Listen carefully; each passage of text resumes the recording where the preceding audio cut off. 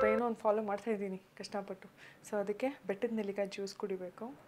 ಸ್ವಲ್ಪ ಲೇಟೇ ಆಗುತ್ತೆ shoot ಮುಗಿಯೋದೆಲ್ಲ, but ನಾನು ನಿಜವಾಗ್ಲೂ ಎಂಜಾಯ್ ಮಾಡ್ತಾಯಿದ್ದೀನಿ. ಯಾಕಂದರೆ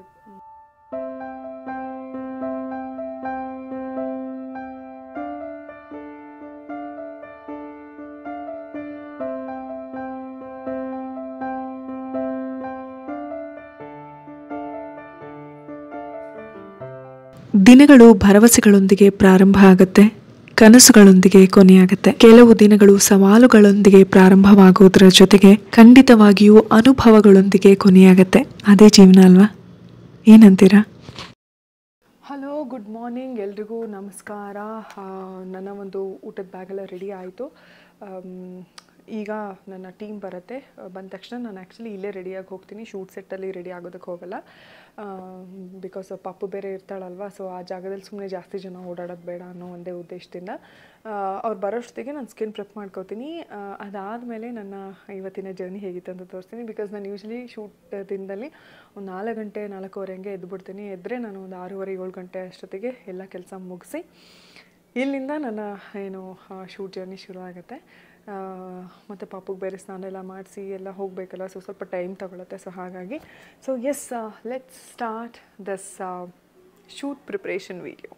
ಇನ್ನೇನು ಮೇಕಪ್ ಮಾಡೋದಕ್ಕಿಂತ ಮುಂಚೆ ನಾನು ಸ್ಕಿನ್ನ ಪ್ರೆಪ್ ಮಾಡಿ ಇಟ್ಕೊಂಡಿರ್ತೀನಿ. ಇವತ್ತು ನಾನು ಮಾಮಾ ಅರ್ತ್ ರವರ rice water dewy active serum ನ ಬಳಸ್ತಾ ಇದ್ದೀನಿ. ಇದರಲ್ಲಿರುವ rice water brightens and gives glass skin glow, ಹಾಗೆ niacinamide reduces dark spots and evens skin tone. ಈ ಸಿರಮ್ ನ ಅಪ್ಲೈ ಮಾಡಿದ ತಕ್ಷಣ ನನ್ನ ಸ್ಕಿನ್ ತುಂಬಾ ಹೈಡ್ರೇಟಿಂಗ್ ಅನ್ಸುತ್ತೆ, ಹಾಗೆ ಒಂದ್ ರೀತಿ ಗ್ಲಾಸ್ ಎಫೆಕ್ಟ್ ಕೊಡುತ್ತೆ. ಈ ಸಿರಮ್ ನ ಬಳಸೋದ್ರ ಮುಖಾಂತರ ಗ್ಲಾಸ್ ಸ್ಕಿನ್ ಚಾಲೆಂಜ್ ಕೂಡ ತಗೋಬಹುದು. ಬರೀ ಸಿರಮ್ ಗಳನ್ನ ಇಷ್ಟಪಡೋರಿಗೆ ಇದೊಂದು ಬ್ಯೂಟಿಫುಲ್ ಪ್ರಾಡಕ್ಟ್ ಅಂತ ಹೇಳ್ಬಹುದು. ಇದು ಸಖತ್ ಲೈಟ್ ವೇಟ್ ಇರೋದ್ರಿಂದ ಸ್ಕಿನ್ ಗೆ ಈಸಿಯಾಗಿ ಅಬ್ಸಾರ್ಬ್ ಆಗುತ್ತೆ, ಹಾಗೆ ಇಮಿಡಿಯೇಟ್ ಆಗಿ ಒಂದು ಗ್ಲೋ ಎಫೆಕ್ಟ್ ಕೊಡುತ್ತೆ. ನೋಡಿ, ಈ ರೀತಿ ಅಪ್ವರ್ಡ್ ಮೋಷನ್ ಅಲ್ಲಿ ಸ್ಕಿನ್ ಗೆ ನೀಟಾಗಿ ಮಸಾಜ್ ಕೊಟ್ರೆ ಇನ್ನೂ ಚೆನ್ನಾಗಿ ರಿಸಲ್ಟ್ ನ ನೀವು ಕಾಣಬಹುದು. ಇನ್ನು ಮಾಮಾ ಅರ್ತ್ ರವರು ನಾವು ಕೊಡುವಂತಹ ಫೀಡ್ಬ್ಯಾಕ್ ಆಧಾರದ ಮೇಲೆ ಪ್ರಾಡಕ್ಟ್ಸ್ ನ ಇಂಪ್ರೂವ್ ಮಾಡ್ತಾರೆ. ಈಚೆಗೆ ನಮ್ಮ ಇನ್ಪುಟ್ ಆಧರಿಸಿ ಆನಿಯನ್ ಶಾಂಪೂನ ಸುಧಾರಿಸಿದ್ದಾರೆ. ಜೊತೆಗೆ ರಿಸರ್ಚ್ ಅಂಡ್ ಇನ್ನೋವೇಷನ್ ಗಳ ಮೂಲಕ ಪ್ರಾಡಕ್ಟ್ಸ್ ನ ಅಪ್ಗ್ರೇಡ್ ಕೂಡ ಮಾಡ್ತಾರೆ. ನಿಮಗೆ ಈ ಪ್ರಾಡಕ್ಟ್ ಇಷ್ಟ ಆಗಿ ಪರ್ಚೇಸ್ ಮಾಡಬೇಕು ಅಂದ್ರೆ ಮಾಮಾ ಅರ್ತ್ ಅವರ ವೆಬ್ಸೈಟ್ ಅಲ್ಲಿ ನನ್ನ ಕೂಪನ್ ಕೋಡ್ ಪ್ರಭುದೇವ 2024 ನ ಬಳಸಿ ಎಕ್ಸ್ಟ್ರಾ 20% ಆಫ್ ಪಡಿಬಹುದು. ಅಮೆಜಾನ್, ಫ್ಲಿಪ್ಕಾರ್ಟ್, ನೈಕಾ ಹಾಗೆ ನಿಮ್ಮ ಹತ್ತಿರದ ಸ್ಟೋರ್ಗಳಲ್ಲೂ ಕೂಡ ಪ್ರಾಡಕ್ಟ್ಸ್ ಲಭ್ಯ ಇರುತ್ತೆ. ಯೂಶಲಿ ನನ್ನ ಮೇಕಪ್ ಮತ್ತು ಡ್ರೆಸ್ಸಿಂಗ್ ಆಗೋದಕ್ಕೆ ಎಷ್ಟೆಲ್ಲ ಸಮಯ ತಗೋತೀನಿ, ಹೇಗೆಲ್ಲ ಆಗುತ್ತೆ ಅನ್ನೋದನ್ನ ಡೆಫಿನೆಟ್ಲಿ ಇನ್ನೊಂದು ವ್ಲಾಗ್ ಮೂಲಕ ತಿಳಿಸ್ಕೊಡ್ತೀನಿ. ಈಗ ಯೂಶಲಿ ನಾನು ಎದ್ದ ತಕ್ಷಣ ನಂದೇನೆಲ್ಲ ಕೆಲಸ ಇರುತ್ತೆ, ರೊಟೀನ್ ಇರುತ್ತೆ ಅನ್ನೋದನ್ನ ನೋಡಿ. ನನ್ನ ಸಾಕಷ್ಟು ವ್ಲಾಗ್ಗಳಲ್ಲಿ ನೀವು ಇದನ್ನ ನೋಡಿರ್ತೀನ. ನಾನು ಹಿಂದಿನ ದಿನನೇ ಕಾಳುಗಳನ್ನ, ಬಾದಾಮಿ, ಮೆಂತೆ ಕಾಳು, ನನಗೆ ಏನೇನು ಅವಶ್ಯಕತೆ ಇದೆನೋ ಅದನ್ನೆಲ್ಲ ರಾತ್ರಿ ಈ ರೀತಿ ನೀಟಾಗಿ ನೆನೆ ಹಾಕಿಟ್ಬಿಡ್ತೀನಿ. ಸೊ ದಟ್ ತಿರ್ಗಾ ಮಾರನೇ ದಿನ ಬೆಳಗ್ಗೆ ನನಗೆ ಅಡುಗೆ ಮಾಡೋದಕ್ಕೆ ಅಥವಾ ಸಲಾಡ್ ಮಾಡ್ಕೊಳ್ಳೋದಕ್ಕೆ ಎಲ್ಲದಕ್ಕೂ ನನಗೆ ಸಹಾಯ ಆಗುತ್ತೆ. ನನ್ನ ತಾಯಿ ಉತ್ತರ ಕರ್ನಾಟಕದವರು, ಹಾಗಾಗಿ ರೊಟ್ಟಿ ನಮಗೆ ಸಖತ್ ಫೇವ್ರೇಟ್. ಸೊ ಇವತ್ತು ರೊಟ್ಟಿ ಮಾಡ್ಕೊಳ್ಳೋಣ ಅಂತ 2-3 ರೊಟ್ಟಿ ಮಾಡ್ಕೊಂಡು ಹೋಗ್ತಾ ಇದ್ದೀನಿ ಶೂಟ್ಗೆ. ಅಕ್ಕಿಯನ್ನು ತಿಂದವನು ಹಕ್ಕಿಯಂತಾರುವನು, ಜೋಳವನ್ನು ತಿಂದವನು ತೋಳದಂತಾಗುವನೆಂತೆಂದ ಸರ್ವಜ್ಞ ಅಂತಂತಾರೆ. ಸೊ ಜೋಳದ ರೊಟ್ಟಿ ಇಲ್ಲಿರೋ ಪವರೇ ಅಂತದ್ದು. ಬೇಗ 1-2 ರೊಟ್ಟಿ ಬಡ್ಕೊಂಡೆ.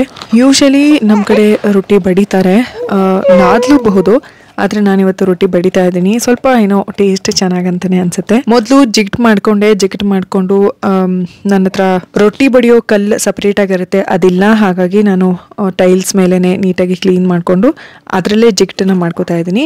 ಈ ಜಿಗಿಟಿಗೆ ಆಕ್ಚುಲಿ ನಾನು ವಾಯ್ಸ್ ಓವರ್ ಕೊಡ್ಬೇಕಾದ್ರೆ ನನ್ನ ಮಗಳು ಮಡ್ಲಲ್ಲೇ ಇರ್ತಾಳೆ. ಸೊ ಹಾಗಾಗಿ ಮಧ್ಯೆ ಅವಳು ವಾಯ್ಸ್ ಕೇಳುತ್ತೆ, ದಯವಿಟ್ಟು ಅನ್ಕೋಬೇಡಿ. ಆ ಜಿಗಿಟನ್ನ ಮಾಡಿಕೊಂಡು ನಾನು ಅದಕ್ಕೆ ಮತ್ತೆ ಸ್ವಲ್ಪ ಹಿಟ್ಟನ್ನ ಸೇರಿಸ್ಕೊಂಡು ಆ ರೊಟ್ಟಿ ಬಡಿಯುವಂತಹ ಹದಕ್ಕೆ ಆ ಹಿಟ್ಟನ್ನ ತರಬೇಕಾಗತ್ತೆ. ಸೊ ಆ ಹದಕ್ಕೆ ಬಂದ ಮೇಲೆ ರೊಟ್ಟಿ ಬಡಿಯೋದಕ್ಕೆ ಸುಲಭ ಆಗುತ್ತೆ. ಸೊ ಅದೇ ಪ್ರೊಸೀಜರ್ನೇ ನಾನು ಇವಾಗ ಮಾಡ್ತಾ ಇದ್ದೀನಿ.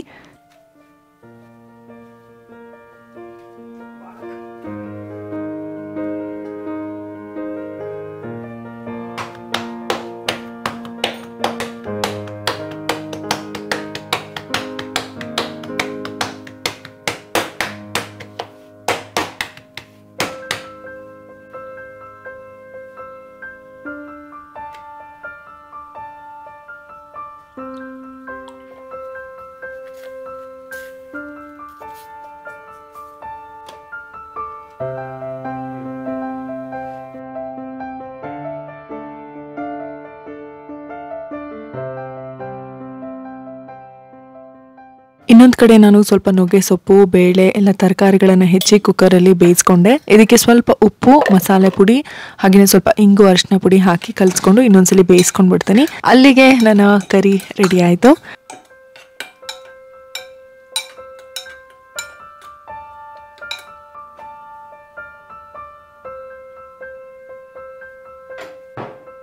ಎಷ್ಟೊತ್ತಾಗುತ್ತೆ? ಓಕೆ ಇನ್ನು ಅರ್ಧ ಗಂಟೆ ಅಲ್ವಾ? ಬನ್ನಿ ಓಕೆ, ಥ್ಯಾಂಕ್ ಯು.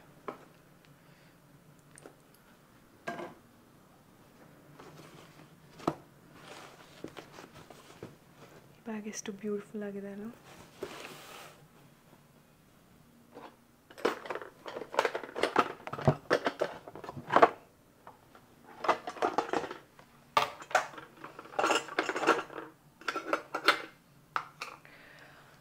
ರೊಟ್ಟಿ ಆಗಿದೆ, ಪಲ್ಯ ಆಗಿದೆ, ಎಲ್ಲದನ್ನು ಈ ಒಂದು ಬ್ಯೂಟಿಫುಲ್ ಡಬ್ಬಿಯಲ್ಲಿ ನೀಟಾಗಿ ಇಟ್ಕೊಂಡು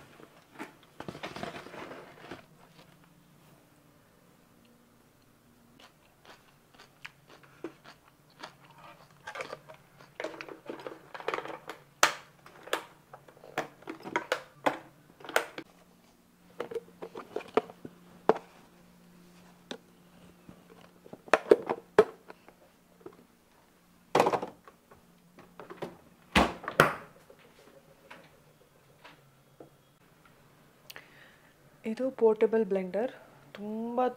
ತುಂಬ ಚೆನ್ನಾಗಿದೆ. ನಾನು ಯೂಶಲಿ ಈಗ ಸ್ವಲ್ಪ ಏನೋ ಒಂದು ಫಾಲೋ ಮಾಡ್ತಾಯಿದ್ದೀನಿ. ಅದಕ್ಕೆ ಬೆಟ್ಟದ ನೆಲ್ಲಿಕಾಯಿ ಜ್ಯೂಸ್ ಕುಡಿಬೇಕು. ಹಾಗಾಗಿ ಬೆಟ್ಟದ ನೆಲ್ಲಿಕಾಯಿ ಹಾಗೆಯೇ ನನ್ನ ಒಂದು ಪೋರ್ಟೇಬಲ್ ಜ್ಯೂಸರ್ನ ಇಟ್ಕೊತಿದ್ದೀನಿ. ಇದು ಏನಕ್ಕೆ ಅಂದರೆ, ಲಾಸ್ಟ್ ವ್ಲಾಗಲ್ಲಿ ನೀವು ನನ್ನ ಹೈಬಿಸ್ಕಸ್ ಟೀ ನೋಡಿದ್ರಲ್ವ. ಸೊ ಹೈಬಿಸ್ಕಸ್ ಟೀ ಮಾಡಿಕೊಂಡು ಕುಡಿಯೋದಕ್ಕೆ ಇದು.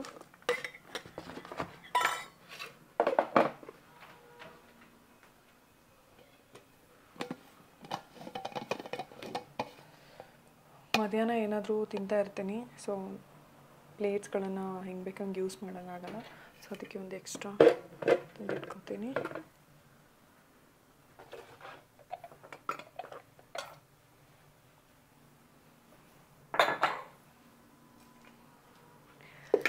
ಇನ್ನು ಇದೆಲ್ಲ ನೆನೆಸಿರೋ ಕಾಳನ್ನ ನೀವು ನೋಡಿದ್ರೆ, ಕೆಲವೊಬ್ರು ನನಗೆ ಕಾಮೆಂಟ್ ಸೆಕ್ಷನಲ್ಲಿ ಕೇಳಿದ್ರು, ಲೈಕ್ ಕಾಳುಗಳನ್ನೆಲ್ಲ ತಿನ್ನಬಾರ್ದು ಅಂತ ನಮ್ಮ ಮನೇಲಿ ಹೇಳ್ತಾರೆ. ಬಾಣಂತಿ ಸಮಯದಲ್ಲಿ ನೀವು ತಿಂತಾ ಇದ್ದೀರಾ ಅಂತ. ಅದು ನಂಗೆ ಗೊತ್ತಿಲ್ಲ. ನಂಗೆ ಪರ್ಸ್ನಲಿ ನನ್ನ ಆಹಾರ ಪದ್ಧತಿಯಿಂದ ನನ್ನ ಮಗಳಿಗೆ ಯಾವುದೇ ರೀತಿಯಾದಂಥ ಪ್ರಾಬ್ಲಮ್ ಆಗಿಲ್ಲ. She is all fine. In fact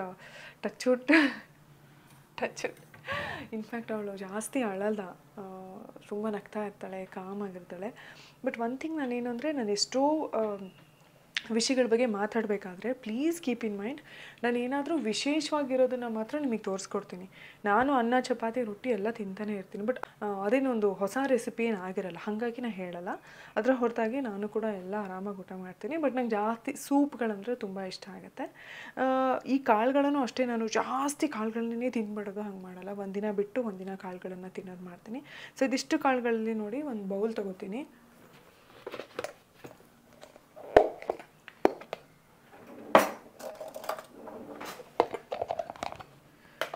so ಇದೊಂದು ಬೌಲ್ ತೊಗೊಂಡ್ರೆ ಹೆಸರು ಕಾಳು ಒಂದು 4 ಸ್ಪೂನು, ಅದು ಚಿಕ್ಕ ಚಮಚದಲ್ಲಿ, ಓಕೆನಾ. ಆಮೇಲೆ ಈ ಕಡಲೆಕಾಳು 1 ಚಮಚ ಅಥವಾ ಸ್ವಲ್ಪ 2 ಚಮಚ ಅಂದ್ಕೊಳ್ಳಿ. ಮತ್ತು ನೆನೆಸಿರೋ ಶೇಂಗಾ ಬಂದ್ಬಿಟ್ಟು 1-2 ಚಮಚ, ಓಕೆನಾ.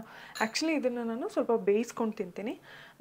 ಇಲ್ಲಿ ನನಗೆ ಇಲ್ಲೇ ಬೇಯಿಸ್ಕೊಂಡು ಹೋಗ್ಬಿಟ್ರೆ ನನಗಿದು ಮಧ್ಯಾಹ್ನಕ್ಕೆ ಬೇಕು, ಅಲ್ಲಿ ತನಕ ಇದು ತಡೆಯಲ್ಲ ಅಂತ ಹೇಳ್ಬಿಟ್ಟು ಇದಿಷ್ಟೇ ತೊಗೊಂಡು ಹೋಗಿರ್ತೀನಿ. ಅಲ್ಲಿ ಶೂಟಿಂಗ್ ಸ್ಪಾಟಲ್ಲೇ ನಾನು ಬೇಯಿಸೋದಕ್ಕೆ ಕೊಡ್ತೀನಿ, ಅಲ್ಲಿ ಬೇಯಿಸ್ಬಿಟ್ಟು ಕೊಡ್ತಾರೆ. ಸೊ ಇದಿಷ್ಟು ತೊಗೊಂಡು ಹೋಗ್ತೀನಿ. ಇದನ್ನೆಲ್ಲ ಮನೇಲಿ ಇರ್ತಾರಲ್ಲ ಅಮ್ಮ ಯಶು ಯಾರಾದರೂ ತಿಂತಾರೆ.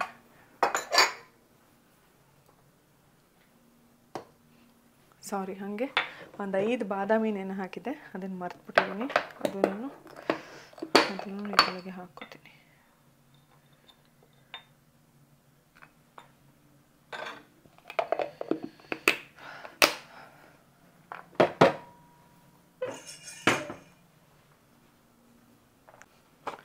ಇನ್ನು ಚಿಗ್ಲಿ ಯಾರಿಗೆ ಗೊತ್ತಿಲ್ಲ, ನಮಗೆ ಸ್ವಲ್ಪ ಚಿಗ್ಲಿ ಮತ್ತು ಚಿಕ್ಕಿ ಇವೆಲ್ಲ ತುಂಬ ಇಷ್ಟ. ಏನಾದರೂ ಹುಳಿ ತಿನ್ನಬೇಕು ಅಂತ ಅನಿಸ್ತಾನೆ ಇರುತ್ತೆ. ಸೊ ಹಾಗಾಗಿ ಒಂದು ಚಿಗ್ಲಿ ಪ್ಯಾಕೆಟ್. ಯೂಶ್ವಲಿ ನಾನು ಈ ಥರ ಹೊರಗಡೆಯಿಂದ ತಂದಿರೋ ಚಿಗ್ಲಿ ಜಾಸ್ತಿ ಇಷ್ಟಪಡಲ್ಲ, ಮನೆಯಲ್ಲೇ ಮಾಡ್ಕೋತೀನಿ. ಮಾಡೋಕ್ಕಾಗಿಲ್ಲ, ಹಾಗೆಯೇ ಇದೇ ಟೈಮಲ್ಲಿ ಇಲ್ಲದೇ ಇರೋ ಟೈಮಲ್ಲಿ ಇದೊಂದು ಬಂತು. ಸೊ ಹಾಗಾಗಿ ಅದನ್ನು ಕೂಡ ಇಟ್ಕೊಂಡು ಹೋಗ್ತಿದ್ದೀನಿ. ಇನ್ನು ಫೈನಲ್ಲಾಗಿ ಈ ರೀತಿ ಸ್ವಲ್ಪ ಡ್ರೈ ಫ್ರೂಟ್ಸ್ನ ತೊಗೊಂಡಿದ್ದೀನಿ. ಇದರಲ್ಲಿ ಬ್ರೆಜಿಲ್ ನಟ್ ಇದೆ, ಮತ್ತು ಉತ್ತತ್ತಿ ಇದೆ, 1-2 ದ್ರಾಕ್ಷಿ ಇದೆ, ಆಮೇಲೆ ಹುರಿದಿರೋಂಥ ಒಂದು ಚಮಚ ಸೂರ್ಯಕಾಂತಿ ಬೀಜ ಇದೆ. ಸೊ ಇದಿಷ್ಟು ತೊಗೊಂಡು ಹೋಗ್ತಾ ಇದ್ದೀನಿ.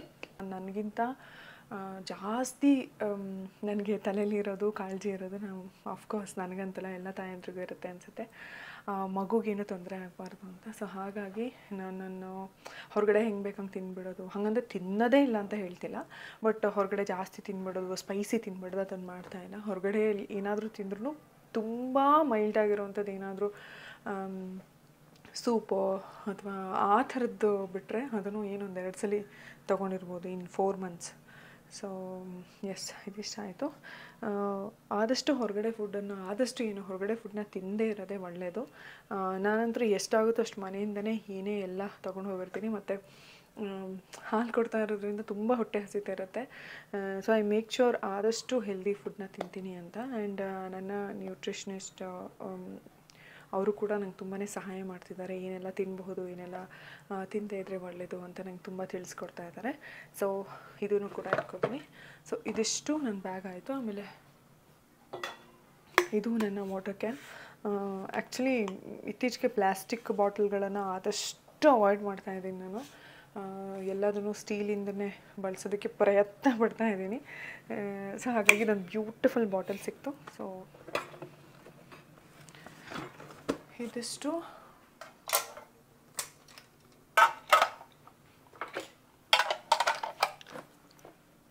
ಹಾಗೆಯೇ ಇನ್ನೊಂದು ಇದರೊಳಗೆ ಸ್ಪೂನ್ ಎಲ್ಲ ಇದ್ದಾವೆ. ಇದು ಒಂದು ಚಿಕ್ಕದು ನೈಫು, ಕತ್ರಿ, ಇದಿಷ್ಟನ್ನು ಇಟ್ಕೊಳ್ತೀನಿ.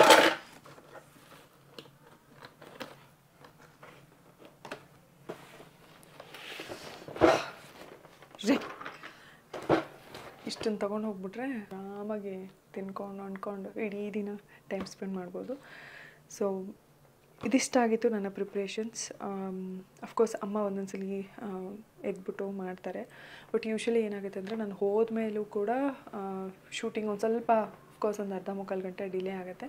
ಸೊ ನಾನು ಹೋದ ಮೇಲೆ ಪಾಪುಗೆ ಸ್ನಾನ ಮಾಡಿಸಿ ಅವ್ರು ಕರ್ಕೊಂಡು ಬರ್ತಾರೆ. ಆಲ್ಮೋಸ್ಟ್ 1 hour ನನಗೂ ನನ್ನ ಮಗಳಿಗೂ ಗ್ಯಾಪ್ ಆಗುತ್ತೆ.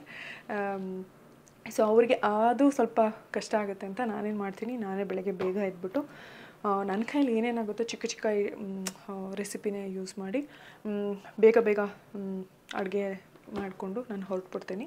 ಅಕಸ್ಮಾತ್ ಒಂದ್ಸಲಿ ನನ್ನ ಕೈಲಿ ಏನಾದರೂ ಮಾಡೋಕ್ಕಾಗದೇ ಇದ್ದರೆ ಅಮ್ಮ ಏನಾದರೂ ಬ್ರೌನ್ ರೈಸ್ ಮಾಡ್ಕೊಂಡು ಬರ್ತಾರೆ. So what we eat we become ಅಂತಾರೆ. ಸೊ ನಮ್ಮ ಆಹಾರನೇ ನಮಗೆ ಮೆಡಿಸಿನ್ ಅಂತ ಹೇಳ್ತಾರೆ. ಸೊ ಹಾಗಾಗಿ ಆದಷ್ಟು ಅದರಲ್ಲೂ ಈ ಟೈಮಲ್ಲಿ ಸ್ವಲ್ಪ ಊಟದ ಬಗ್ಗೆ ಸ್ವಲ್ಪ ಜಾಸ್ತಿನೇ ಕಾಳಜಿ ತಗೋತಾ ಇದ್ದೀನಿ. ಸೊ ಇದಿಷ್ಟಾಗಿತ್ತು ನನ್ನ ಶೂಟಿನೂ. ಇನ್ನು ಹೋದ್ಮೇಲೆ ಇದ್ದೇ ಇದೆ, ಸ್ವಲ್ಪ ಲೇಟೇ ಆಗುತ್ತೆ ಶೂಟ್ ಮುಗಿಯೋದೆಲ್ಲ. ಬಟ್ ನಾನು ನಿಜವಾಗ್ಲೂ ಎಂಜಾಯ್ ಮಾಡ್ತಾಯಿದ್ದೀನಿ, ಯಾಕಂದರೆ ಪೂರ್ತಿ ಮನೇಲೇ ಇರ್ತೀನಿ. ಆ್ಯಂಡ್ ಅಫ್ಕೋರ್ಸ್ ವ್ಲಾಗೆಲ್ಲ ಮಾಡ್ತಾಯಿರ್ತೀನಿ, ನಾನು ಸುಮ್ಮನೆ ಅಂತ ಕೂತಿರಲ್ಲ. ಬಟ್ ಆದರೂ ಎಲ್ಲೋ ಹೊರಗಡೆ ಹೋದಾಗ 4 ಜನನ ಮಾತಾಡಿಸಿದಾಗ 4 ಜನರ ಬದುಕಿನ ಬಗ್ಗೆ ತಿಳ್ಕೊಂಡಾಗ ನಮಗೂ ಎಲ್ಲೋ ಒಂದು ಕಡೆ ಮೋಟಿವೇಟ್ ಆಗುತ್ತೆ, ಅಥವಾ ಏನು ಮಾಡಬಾರ್ದು, ಏನು ಮಾಡಬೇಕು, ಯಾವ್ದು ಸರಿ ಯಾವ್ದು ತಪ್ಪು ಅಂತ ಅವಲೋಕನ ಮಾಡೋದಕ್ಕೆ ಅವಕಾಶ ಆಗುತ್ತೆ.